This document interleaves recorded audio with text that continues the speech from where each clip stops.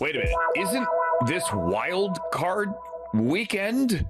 It is. Well, it's not the weekend yet, although everyone is allegedly working for the weekend. Welcome to another edition of Inside Coverage here on Yahoo. Check the calendar, look at the ceiling. Wednesday edition of Inside Coverage. The how and the why, any and everything you need to know of the National Football League. My name is Andrew Siciliano. Yes, we have games this weekend. Coming up later in this show, we'll talk to Eagles wide receiver Jahan Dotson, and he will tell us whatever happened to the positivity rabbit in the Eagles locker room. Because Jori Epstein and I need to know what happened with the positivity rabbit. Nick Sirianni and coordinators and the fact that Kyle Shanahan wants to hire Vic Fangio and has no healthy linebackers. That's not important to me, Jori. The positivity bunny is. Good to see you. Good to see you too, Andrew. And I'm glad you brought that up because I'm in a group chat with a bunch of reporters, one of which asked today, what is everyone's favorite subplot of the NFL season? And someone answered, like, the Eagles losing all the games with the positivity rabbit and then winning all of them after they got the positivity rabbit out of the locker room. So yeah, this positivity rabbit's life is like far outweighing its legacy, and its infamy is far outweighing the actual lifespan of its visit to the Eagles locker room. We're going to ask Jahan Dotson that coming up in a little bit. By the way, it's just me and Jori today. And not that like we don't want Frank and C-Rob here or Ben. Ben's on the show tomorrow. We just kicked him out. And it was almost just me because Jori had Jori had jury duty today. But that's over, right? You're done.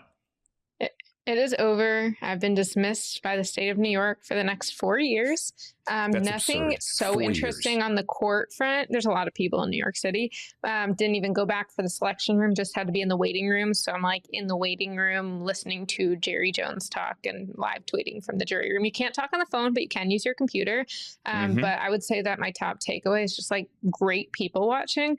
I was telling my brother that I kind of wanted to like put a QR code up on the wall and have a survey monkey of like who was everyone's favorite unselected juror. Like, was it the guy who fell asleep and was snoring so loud that like across the entire room you could hear it? Shut up, seriously. Or was it the guy who like kept repeating on the phone, which again, you're not supposed to be on the phone, but he put his head down so it looked like he was asleep, talked on the phone and was talking about cream cheese and jelly sandwiches on repeat before he snored. There were just a lot of options, and the reporter in me was like, I want to know everyone's story in here. That's disgusting. Well, there's a lot going on. I can't believe that it's 4 years in New York and California. We're talking about this off the air. Like it's a 1 year, like you're done for the year. And then you get called again in another year. And I get called like every 5 months. It's absurd. We'll get to that later. Also in the jury room, you were not only watching Jerry Jones, which we'll play shortly. We were also both watching Rich Eisen talk to Mike Tomlin, because Mike Tomlin and John Harbaugh are still both kind of the story today. I'm still in Vegas. I'm at the Consumer Electronics Show. Went to the SI thing last night, bouncing around here. And the only thing I get when I'm walking around town is, other than the Raiders, is what the heck with Harbaugh? And then do you think Mike Tomlin's almost done? Let's get to Harbaugh first.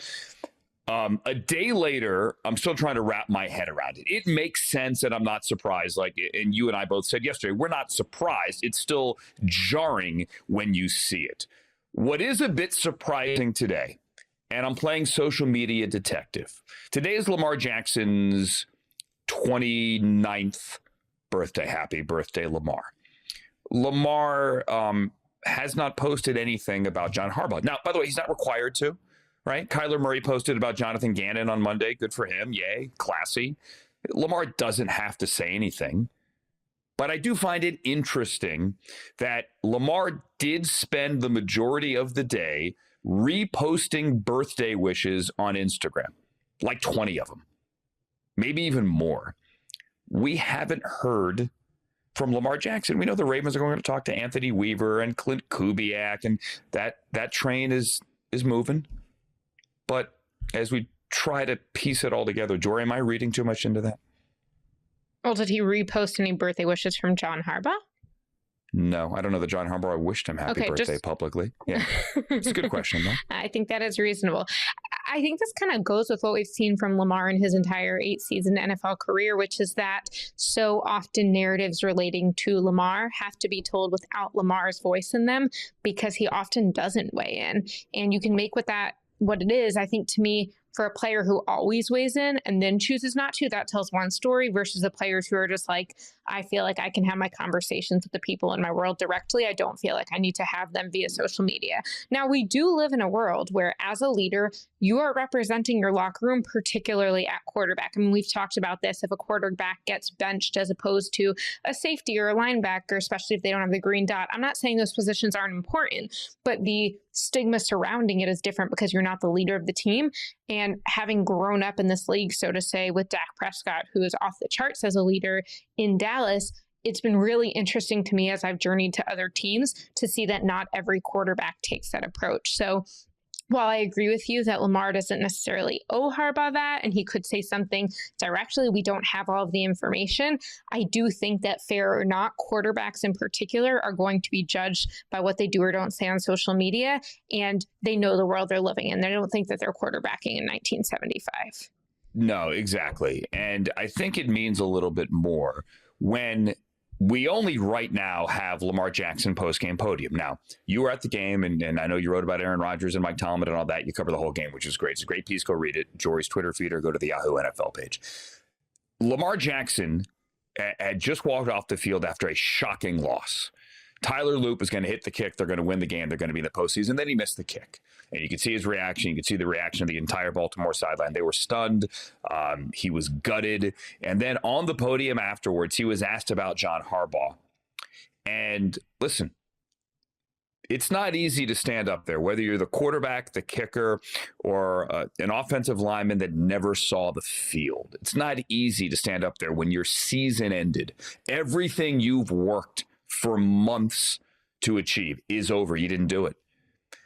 But listen to the way he reacted on Sunday night. There's a lot of questions about Harbaugh's future as well. Do you want to see John remain the coach next year?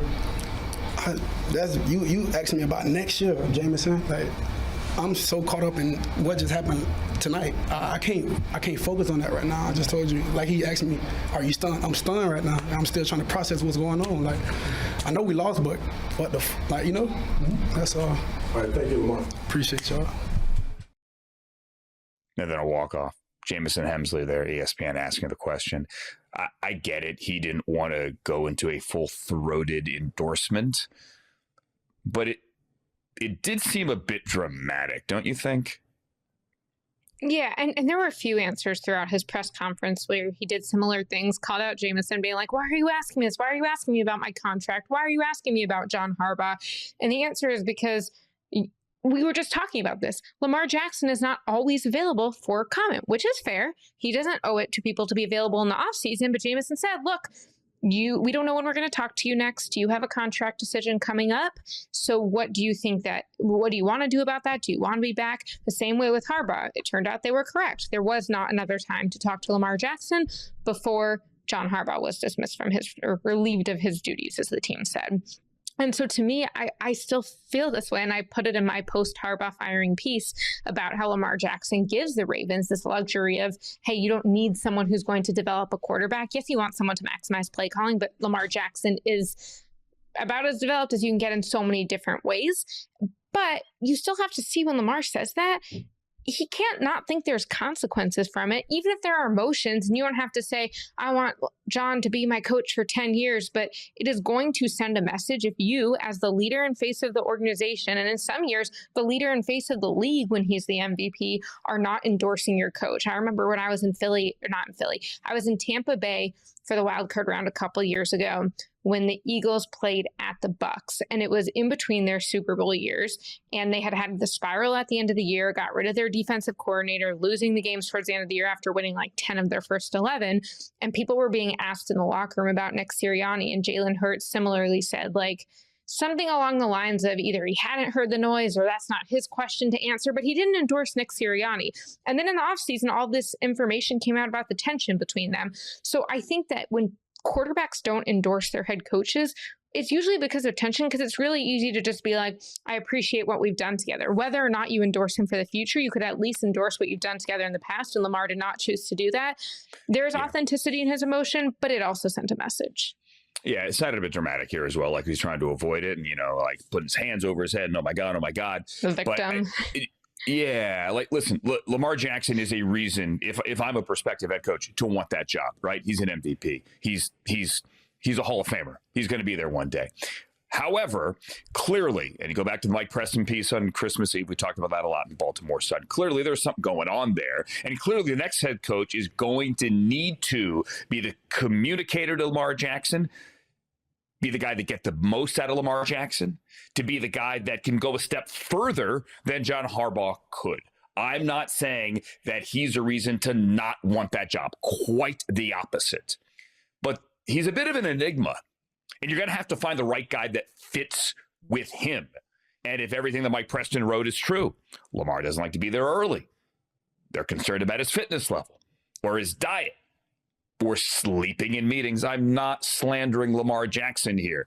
Understand, he might not be every coach's cup of tea, even though he's an MVP, even though he's immensely talented. It's going to be fascinating for me for who they're going to land on to be the perfect mix to work well with him and to get the most out of him and to get this team further than where John Harbaugh was able to take them, which is since they won the Super Bowl in 2012, since they beat the 49ers, they've been unable to win more than one postseason game in any season. Now, they're there almost every year. Obviously, they're not there this year, right? He had success. He had a lot of success. It was 18 years. This had been building. It was time for a change, and sometimes change for the sake of change can be a good thing. I go back to Brian Billick, and I've told this story countless times before. Brian and I used to have the conversation both on and off the air, but he was happy to say it on the air that he left there after a decade because he felt that his message had grown stale and that sometimes you just need a change.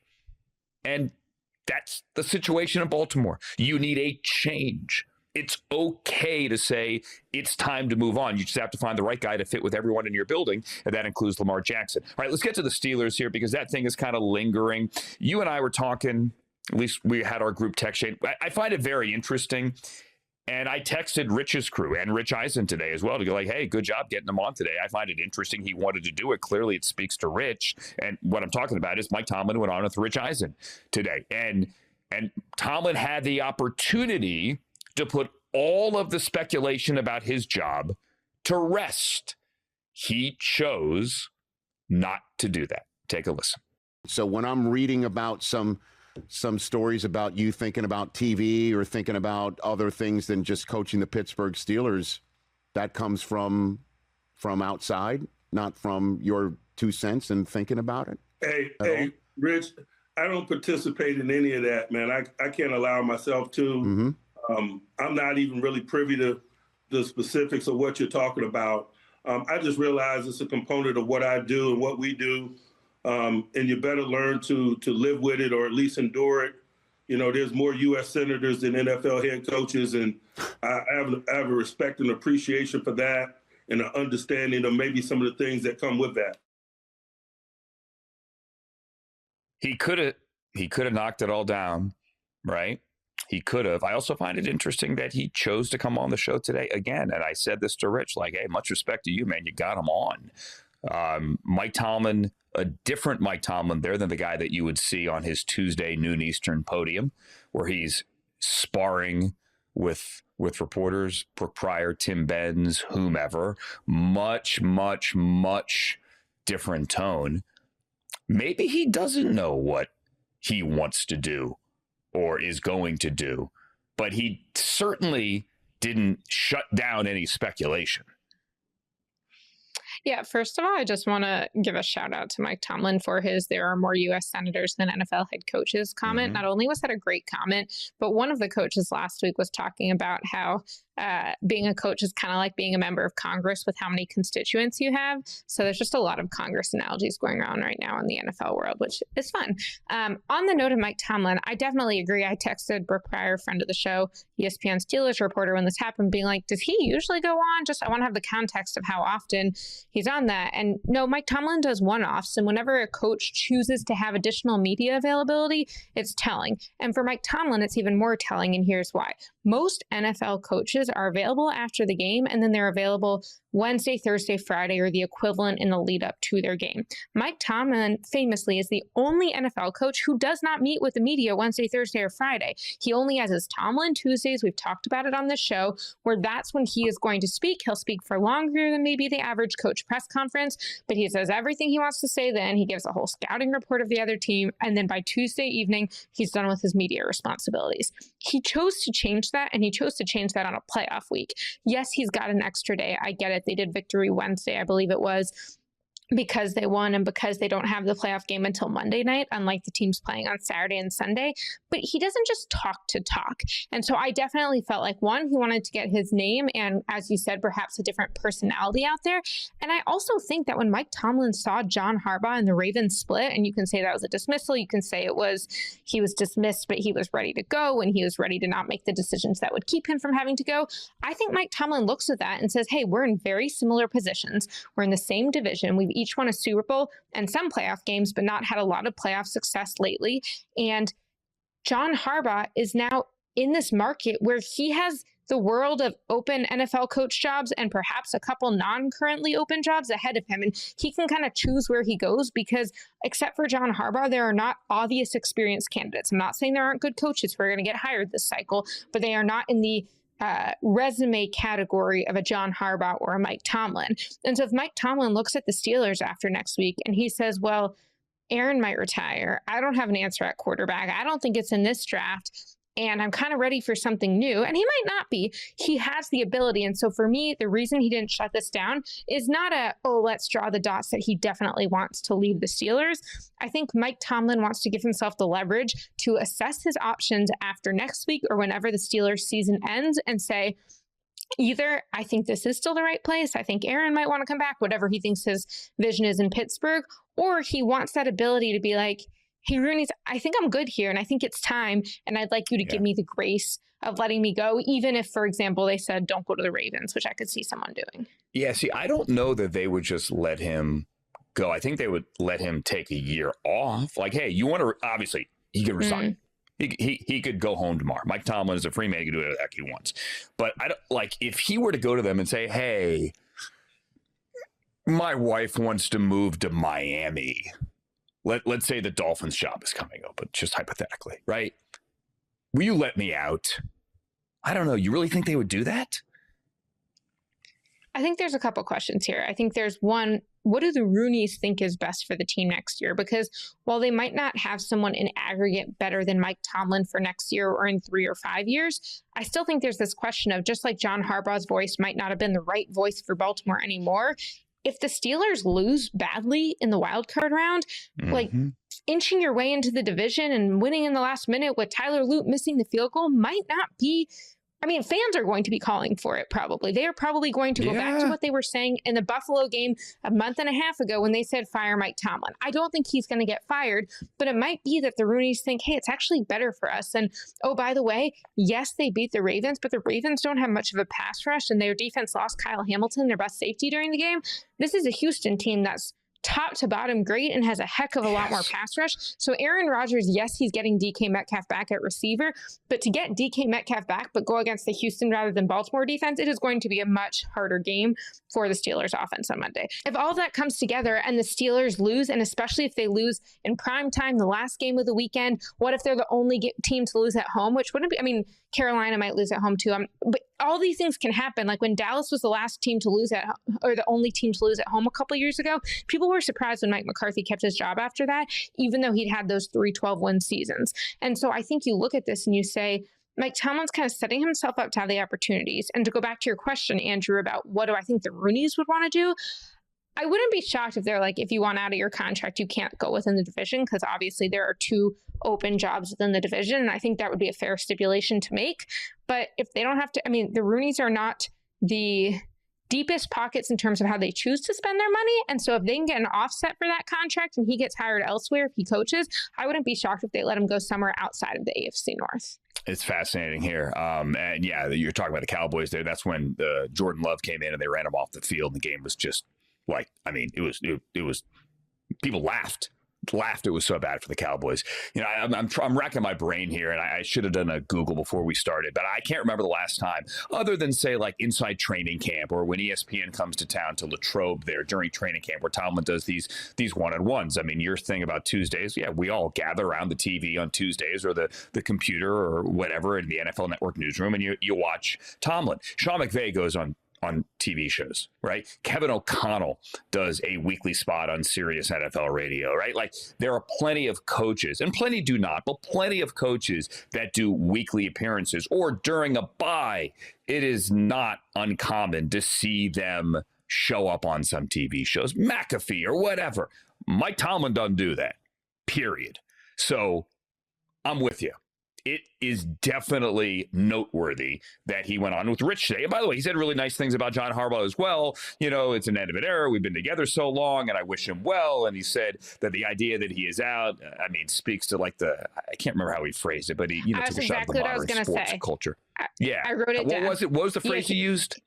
Because I think it's notable. Tomlin, talking about Harbaugh and the Ravens splitting or firing him, whichever you want to say it is, said it is a, quote, a component of today's sports culture. He said there's not a lot of patience in this entertainment business and there's not a lot of longevity. And then Tomlin said, again, direct quote, we'd all like to be Don Shula and Tom Landry, but I think those days are gone. And I thought that was very telling because I think you can say he was talking only about Harbaugh, or you could say, hey, I might be talking about myself too.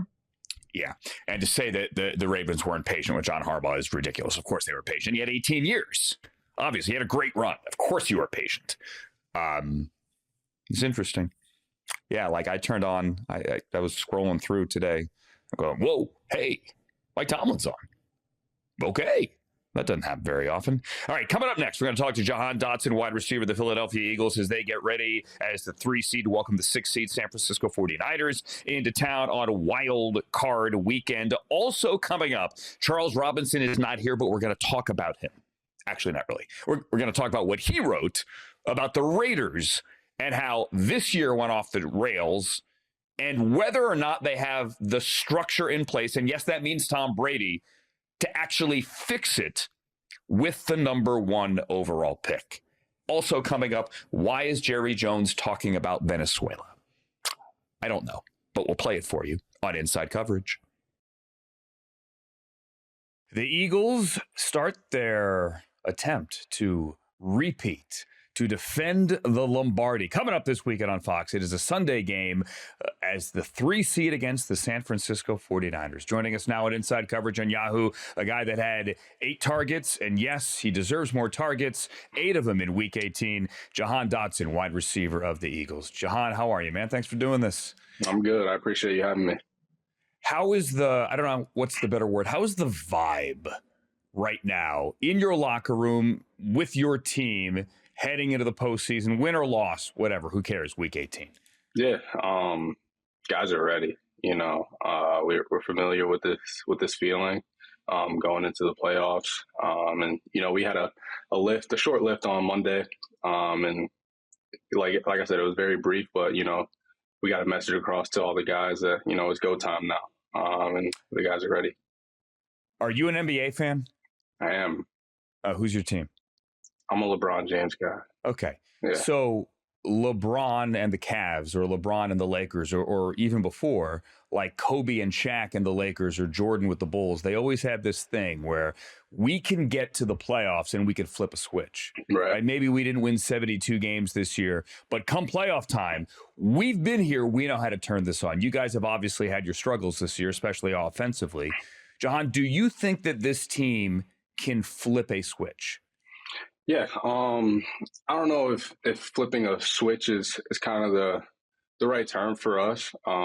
It's really just, you know, getting to do what we do, and that's go out there and execute. We know we have the personnel. We know we have the people in the building to make it happen. It is kind of just getting to do what we do. And that's go out there and win games, win tight games against good football teams, because we're a great football team. And that's really what we focus on offense. Is try to get the ball to our playmakers and let's go. And that's what we're gonna do. Was there a moment this year? Can you put a finger on a game in which you felt going home that night that, hey, this is an example of doing what we do? Like, this is the version of the Eagles where I know we're at my best. Like last year, for example. Like, this feels like last year. Yeah. One game that really comes to mind is that Rams game early in the season. Mm-hmm. A very good opponent, very good team. That's also in the playoffs. And, we had our struggles in the first half. It was really tough, but, in the second half, we didn't panic. We made it real simple, get the ball to our playmakers, and let the rest take over. And, we were able to battle back in that game and give us our chance to win. And that's what we did. I was going to say, sorry for cutting you off, and get the ball to the big guys on special teams too, and let them go 90 yards. Yeah, right. That always helps. The Rams were one of the possibilities for this wild card game. Obviously, you guys are the 6. The Rams won. They got to the 4. You get to the 49ers instead. The Bears, rather, you guys get to the 3. The Bears are the 2. Did you care? Because obviously Nick didn't necessarily care. He focused on resting you guys, giving, a bunch of guys a break. Did the locker room care what the seeding was or who you played? I don't really think so. To be honest, you got to show up every Sunday, no matter who you're playing. Whether you're the 2 seed, 3 seed, 7 seed, there's going to be a team across from you that you got to beat. That's what we're ready to do. It doesn't matter who the opponent is. It just so happens to be the 49ers, and we're the 3 seed. We're excited to take on that challenge. And that's the moral of the story. I don't really think the seeding really mattered too much. It was really just about getting a lot of guys healthy, and getting to make sure that we're at max potential when the playoffs start. We're talking to Jahan Dotson, wide receiver for the Eagles. I said when you came on, Jahan, that you had 8 targets in Week 18. That's a notable change. Obviously, when you get the ball, you got a whole bunch of explosives this year. You got a 50-yarder, you got a 40-yarder, but you're not getting the targets. How difficult has it been for you to stay patient? Yeah, that can be a really difficult thing, especially at my position where, everyone wants the ball. That's kind of, our job is to go out there, catch the ball, run routes, catch the ball. So, when you're not getting, a lot of targets, it's tough to keep your head in the game. And that's something that, I struggled with early in my career. And, it's something that I've really helped, myself get a grasp on. And so every time my chance arrives, I'm trying to make the most of it. That's what I'm trying to do for this team any way possible. I kind of am the big explosive guy. All my targets are really explosives. So that's really what I'm trying to be to this team. Just a guy who can get us jump started and a guy who can, take the defense, take the top off the defense. Your head coach, Nick Sirianni, recently called you selfless, pointed to a play in the Super Bowl last year in New Orleans at the goal line. Obviously, Eagle fans remember that. What did it mean, considering everything you just said, Jahan, to have your coach kind of call you out in a positive, like, hey, he's a team guy kind of way?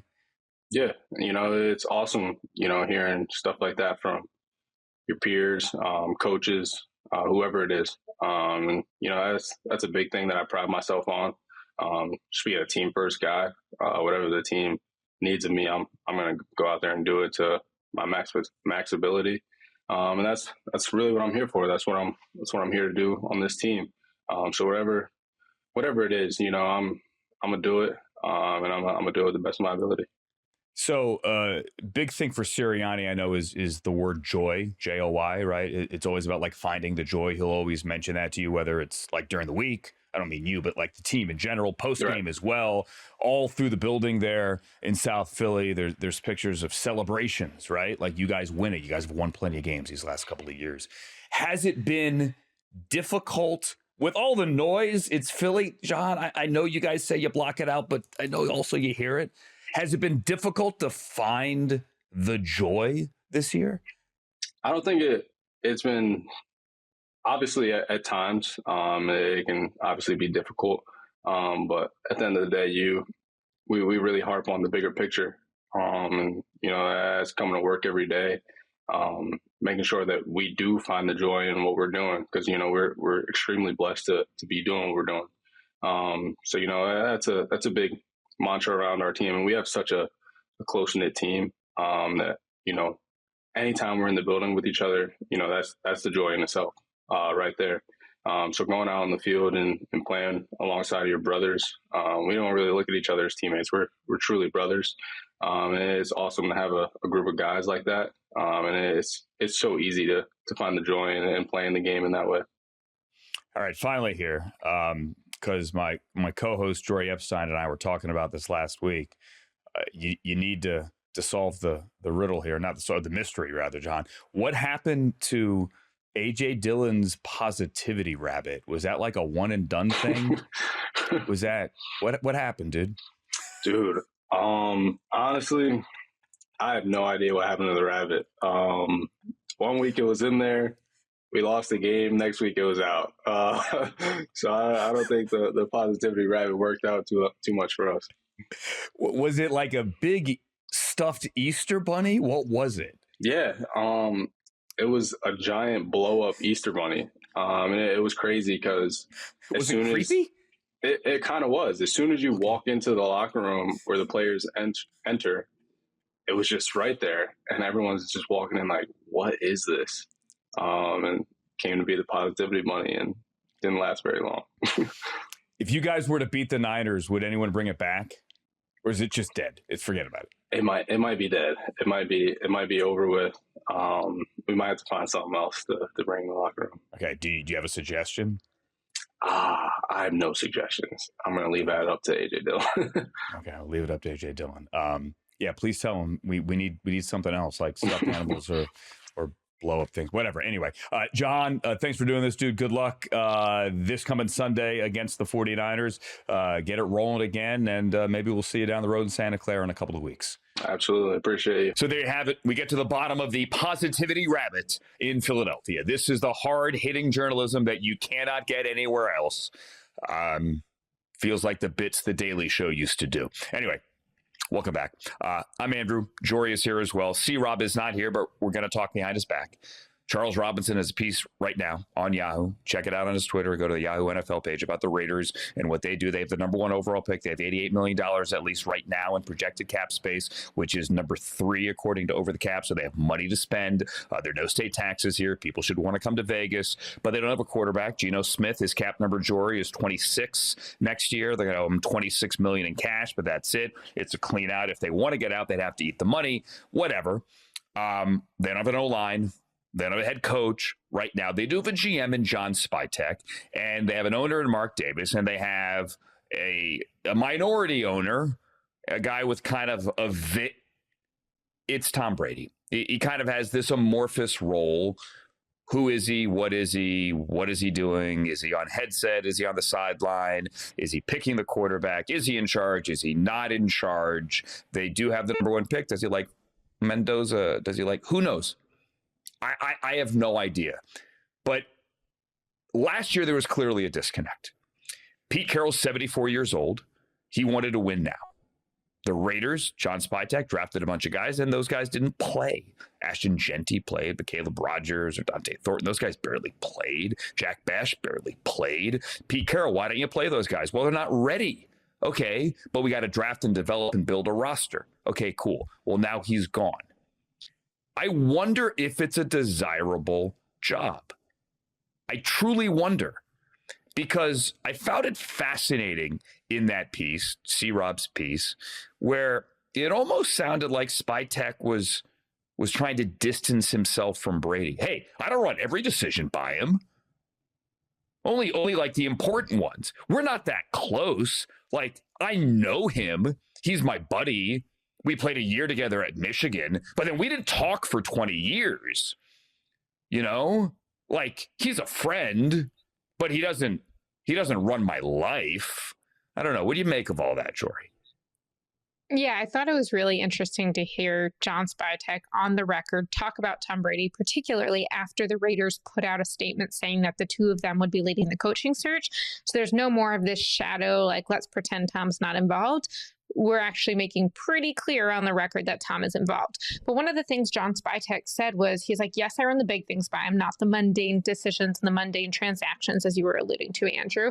But he's like, but I don't agree with him on everything. And he goes, if anything, I think Tom likes me because I don't just agree with him on everything. So the way that I came away thinking about this is that it's, imagine if you have a company and you have an internal vice president and an external vice president or president, someone who's in charge of making sure everything works on the outside and someone, or inside, I should say, and someone who's making sure that outside you are working on the relationships with your clients, with your shareholders, all of that.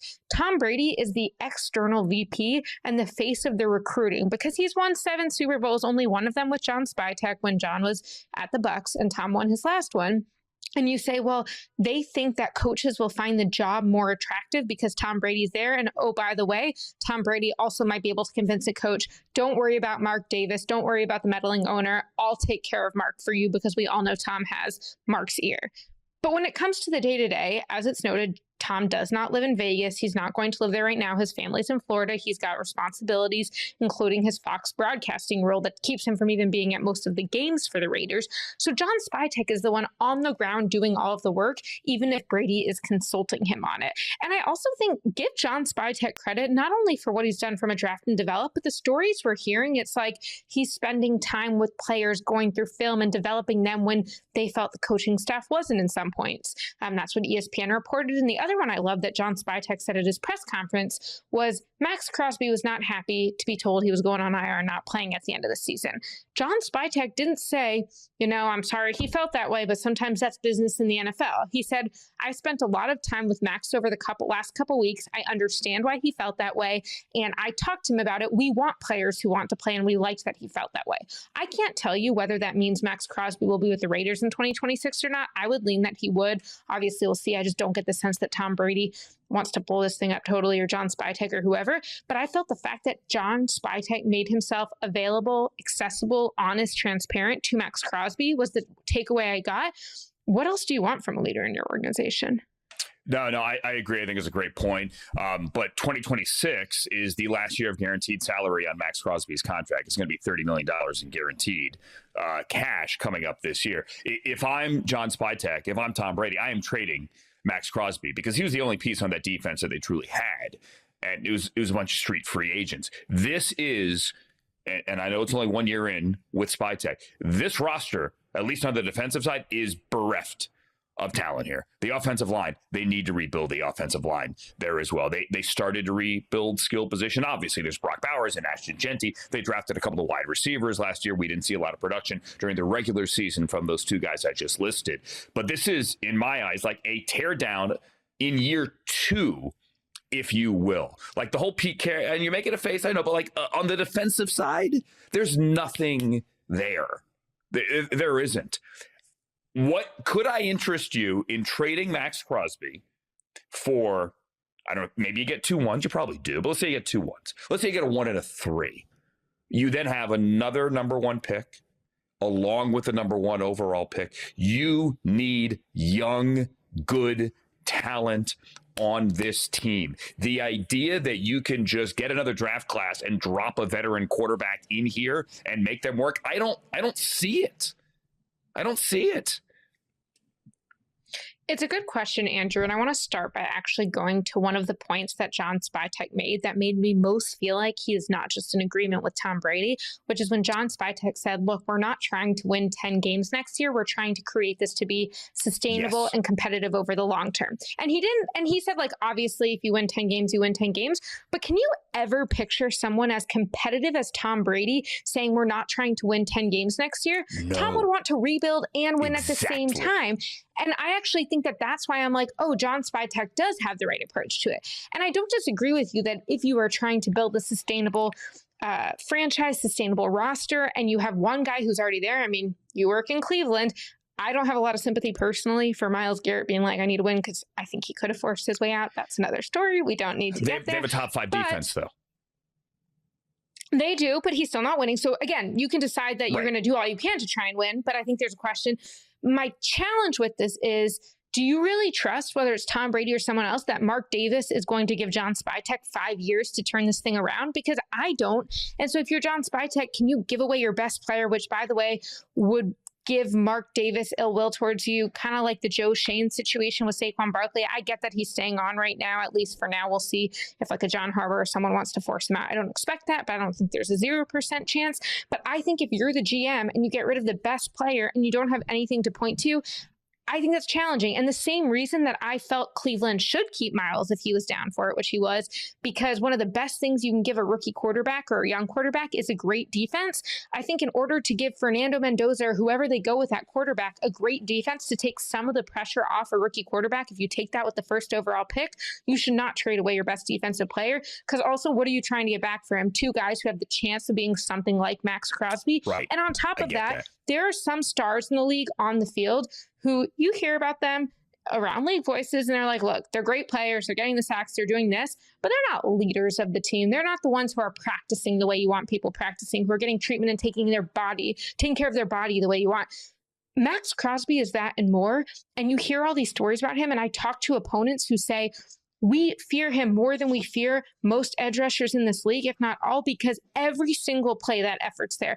He's one of the only edge rushers who is on the top, not only of the pass rush win rate for ESPN, but also the run stop win rate, because he's not just going for the sacks, which is a valuable skill. I'm not saying it's not, but he's doing both. So I think the message it sends to trade Max Crosby away is just too devastating a message for the Raiders to actually make it worth it.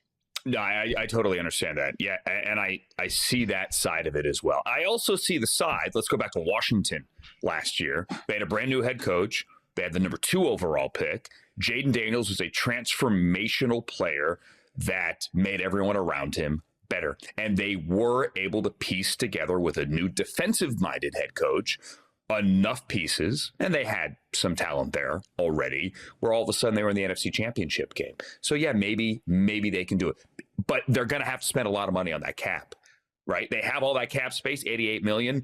If you want a quick turnaround, you need your number 1 overall pick, likely Mendoza, to hit and hit big, and you're going to have to stock the roster with veteran pieces from that $88 million in cap space and pray that you have the right coach in there. Patrick Graham has survived a couple of head coaches. He right now is getting interview opportunities as well. He's still under contract, however, and in the building in Vegas.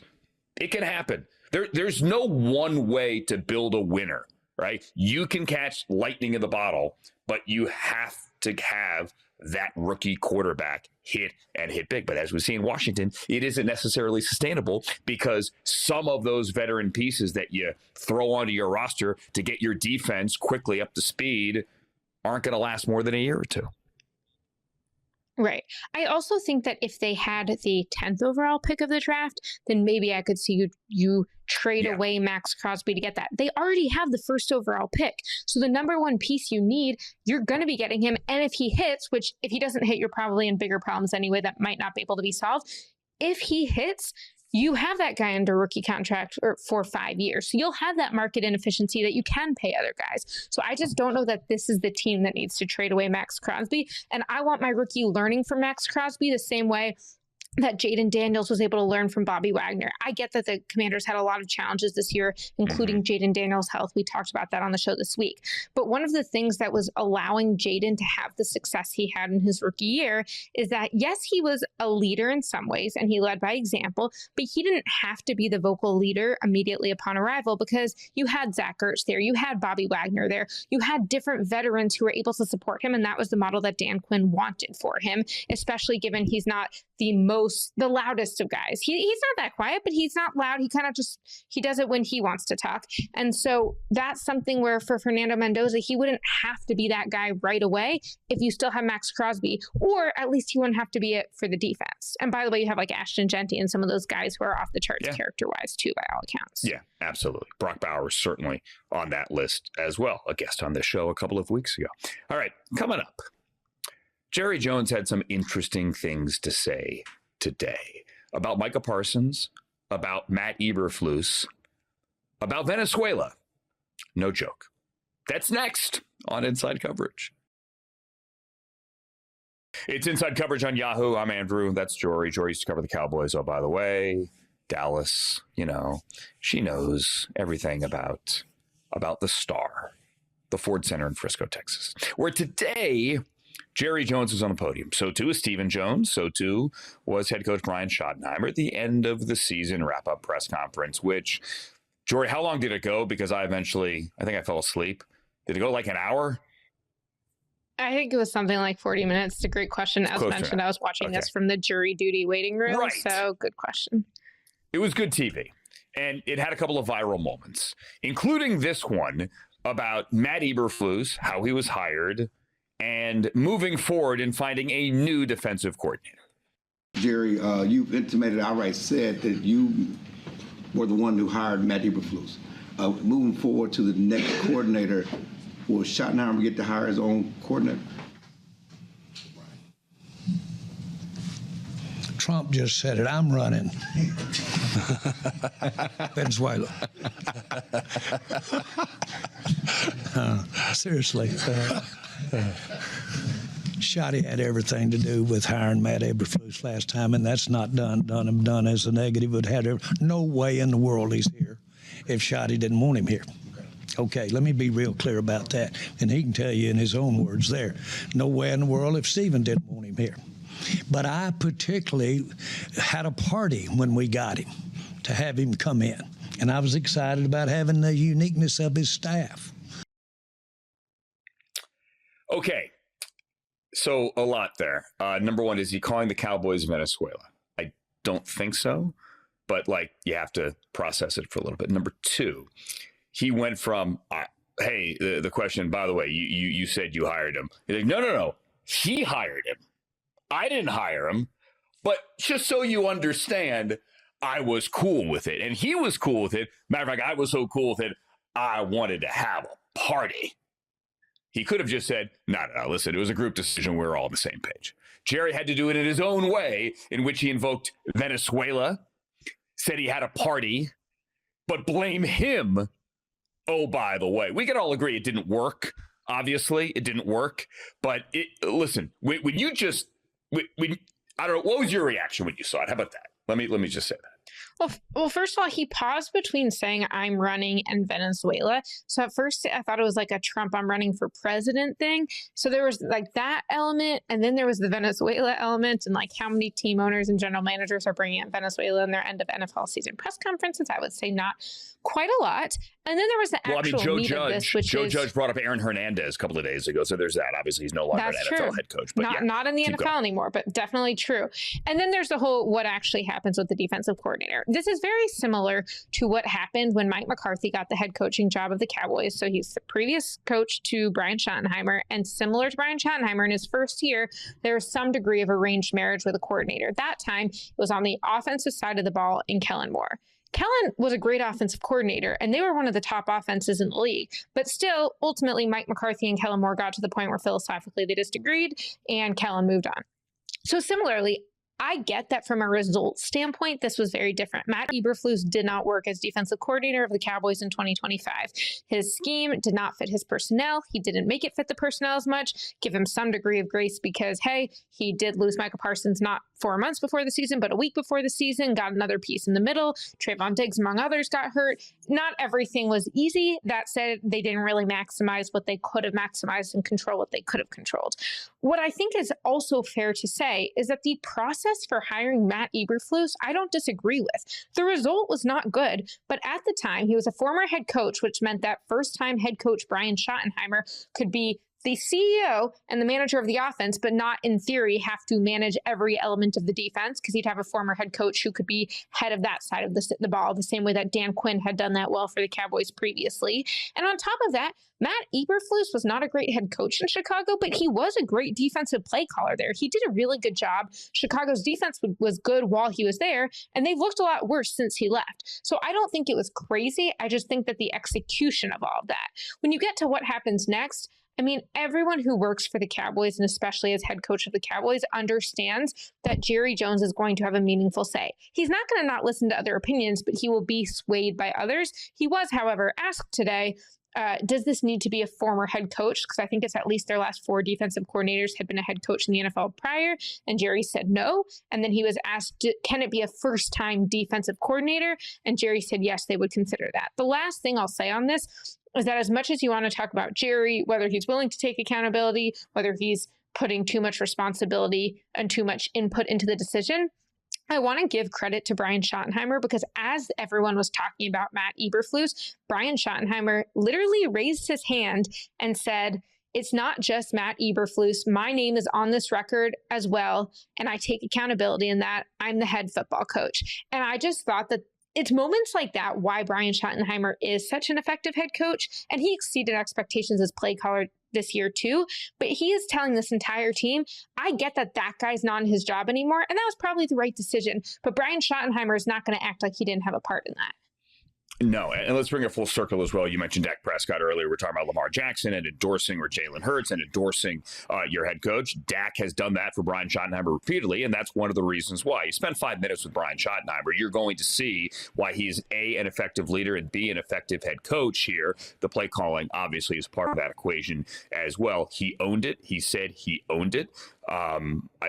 Maybe if we played, I'd be fascinated what grade he'd give himself. We played that game yesterday. Dan Campbell gave himself an F. What would Brian Schottenheimer give himself? Curious. Maybe we could ask him next time we see him. The thing that also stood out to me is Jerry opened the press conference by saying, hey, let me say this. We're going to keep talking about Micah, but I don't want to talk about Micah anymore. But when I talk about Micah, I'm not going to be talking about Micah in the Micah sense. It's in a different Micah.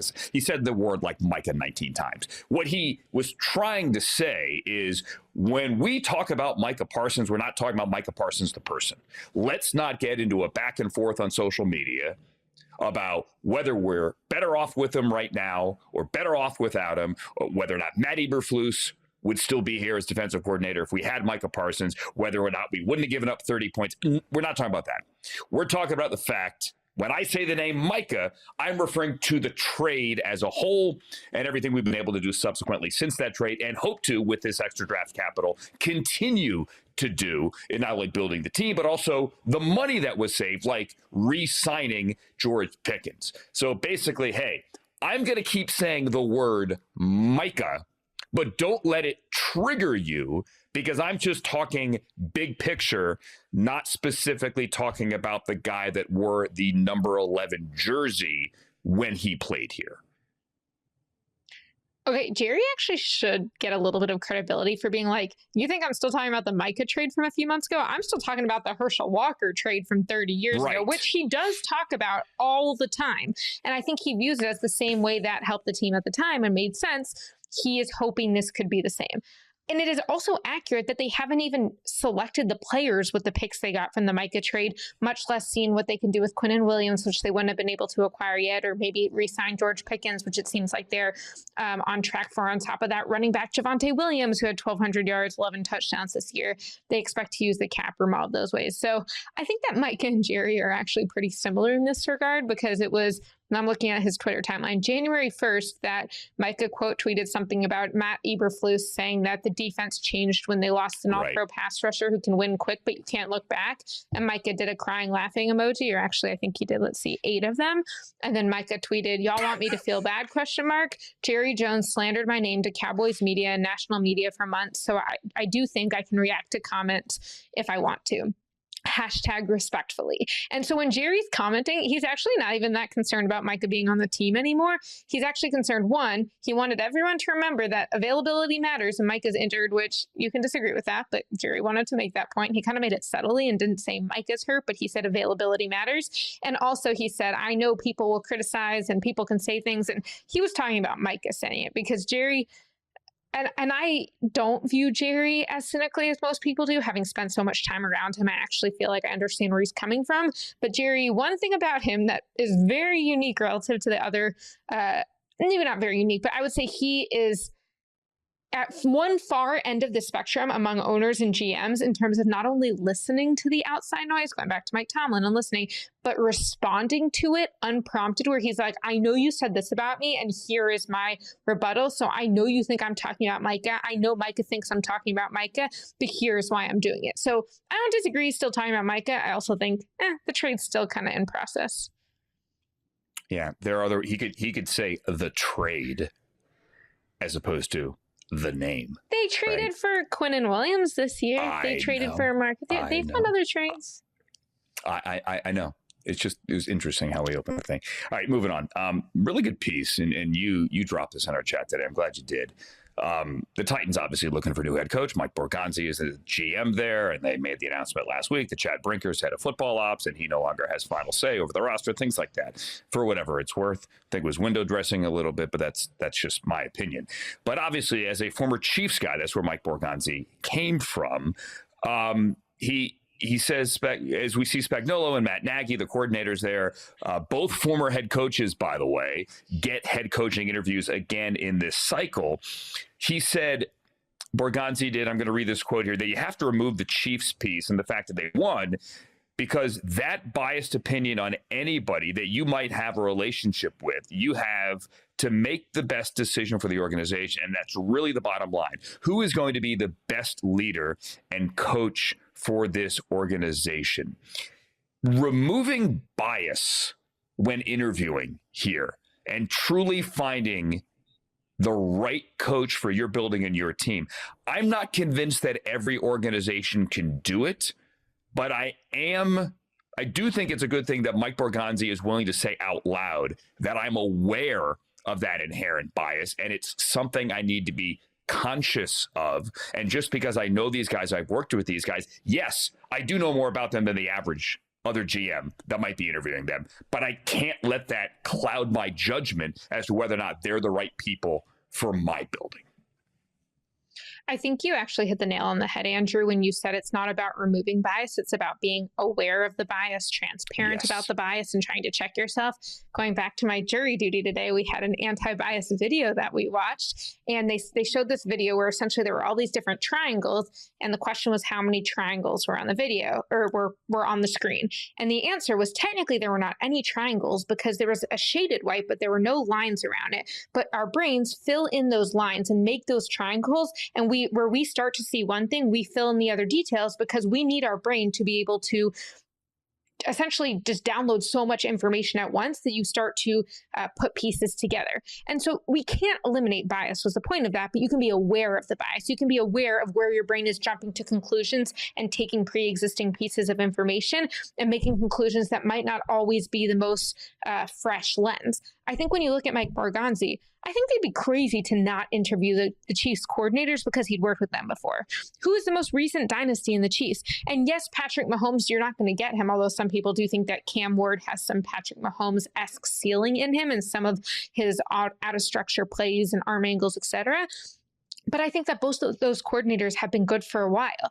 Now, I think what's interesting also is that you talk about alignment and head coach and GM, and Tennessee has definitely had a lack of alignment, and you kind of see one person moving up and this person who's the GM no longer has that element of his title. And there's a lot of that in Tennessee. So I think, first of all, a working relationship is not a negative. It just shouldn't be prioritized above hiring the best coach. And then second of all, you might, if you hire the guy because he worked for the Chiefs, you should hire him because you said, I recognize that he had Patrick Mahomes, but here's what I saw him do that I thought would be great for our organization in Cam Ward. And when I asked the other candidate the same question, I thought their answer paled in comparison to, let's say, Matt Nagy's. So I think that you can factor it in.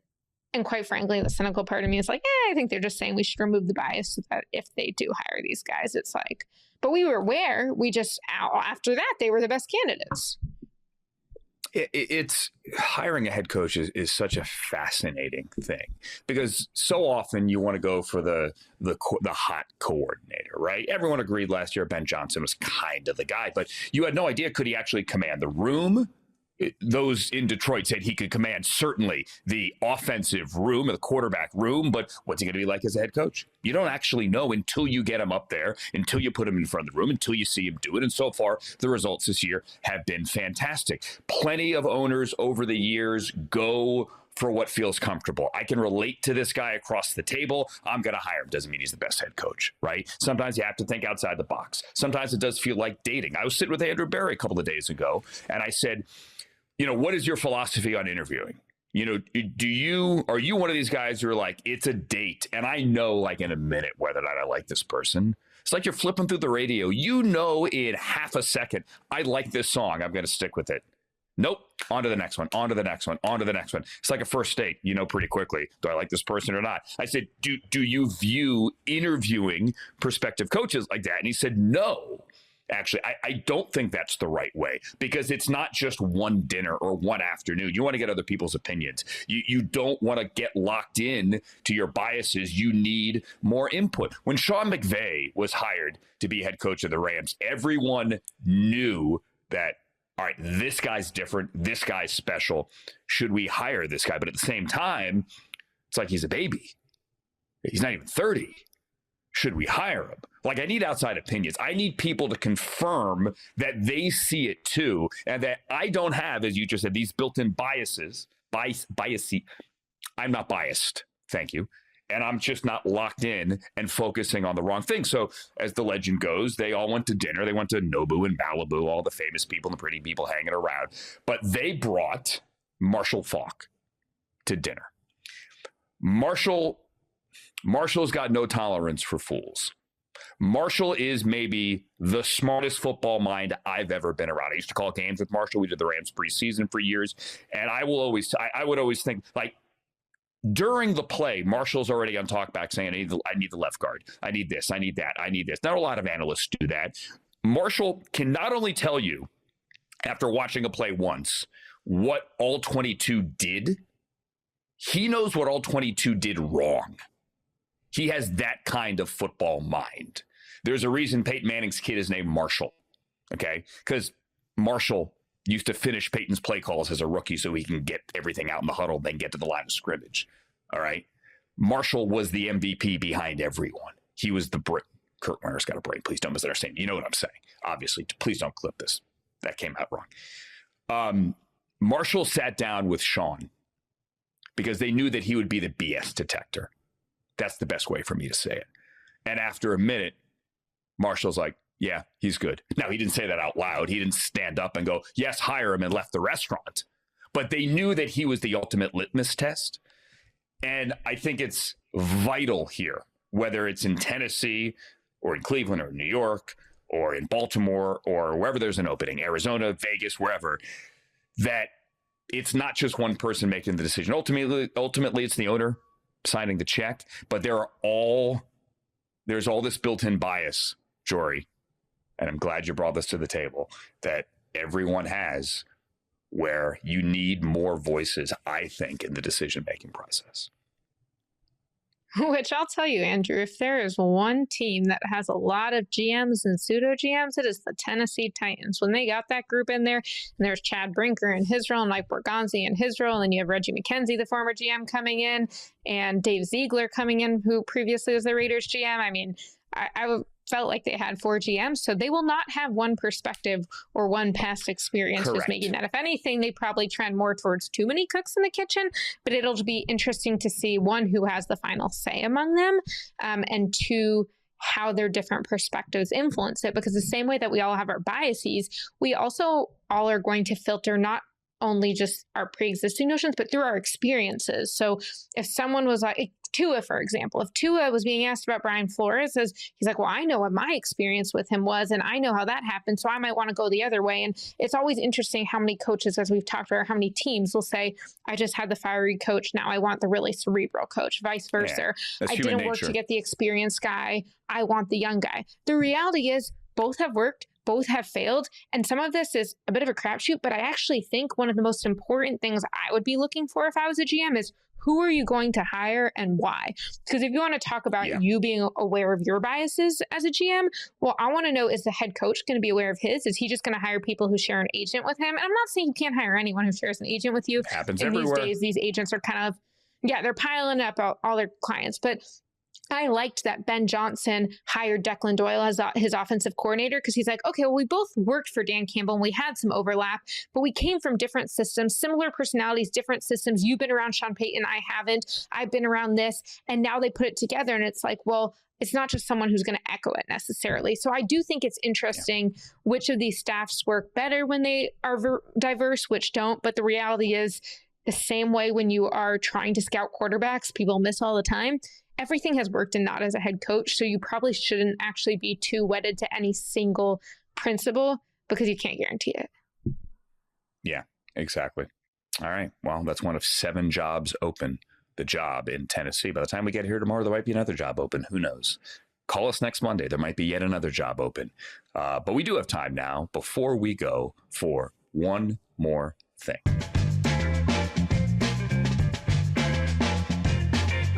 Oh, yeah. Now with fresh animation. Well done. Okay. Jori, what do you got? Stuff. Yeah. Shout out to the producers. I'm fired up.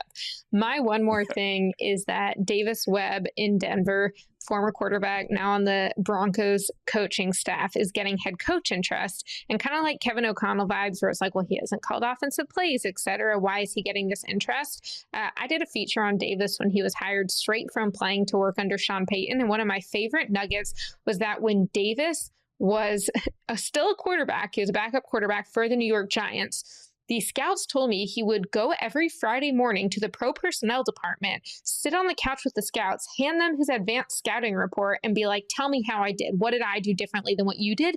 And was essentially building this scouting portfolio while he was playing and still preparing for games. So I just thought that the same way you see coaches like, for example, Dan Pitcher, the Bengals offensive coordinators, being linked by some people to the Browns job, in part because he and Andrew Berry were in the scouting department of the Colts together, the same way that I love that Dan Pitcher has that scouting background before he got onto the coaching side, Davis Webb kind of created his own scouting role while playing and is now coaching. So I can't tell you if he'll get a job this cycle or not, but I think there are a lot of people in this league who feel good that not only Davis Webb will get this job, but they feel good about how he'll perform when he gets it.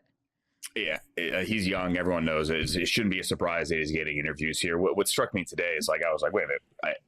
Like, he was in the Senior Bowl 5 minutes ago. Like, what year was that? So I went down through the Google, and I'm like, oh, yeah. I called Davis Webb playing in the Senior Bowl on NFL Network with Mike Mack and Charles Davis in 2017. He was at the Senior Bowl playing quarterback. Yeah. 2017. And then the next year, Baker Mayfield comes in 2018. Obviously, Josh Allen in that draft as well. Sam Darnold, but he wasn't in Mobile. And we're talking about, oh, yeah, Baker Mayfield and last year's guy, Davis Webb. They were together at Texas Tech and tying all those storylines together. Yeah. Baker was just fighting to get into the playoffs last Sunday. Davis Webb's getting head coaching interviews. It is just absurd. I remember him at Big 12 Media Days. Oh, my God. Yeah, and actually my one more thing has to do with age as well. So you mentioned Sean Payton. He's obviously not a young man. Mike Tomlin, we referenced earlier, not a young man. John Harbaugh's not in the playoffs. He's 63, not a young man. It blew me away today when I saw this. And shout out to NFL Reddit. I saw it there. Yes, I do hang out there. The oldest coach in the NFC playoffs, oldest, is 46 years old. Matt LaFleur. 46 years old. Kyle Shanahan's obviously in his 40s. Sean McVay still is not. And then you have Ben Johnson. All these guys are in their 30s, other than Matt LaFleur. And who else did I just say?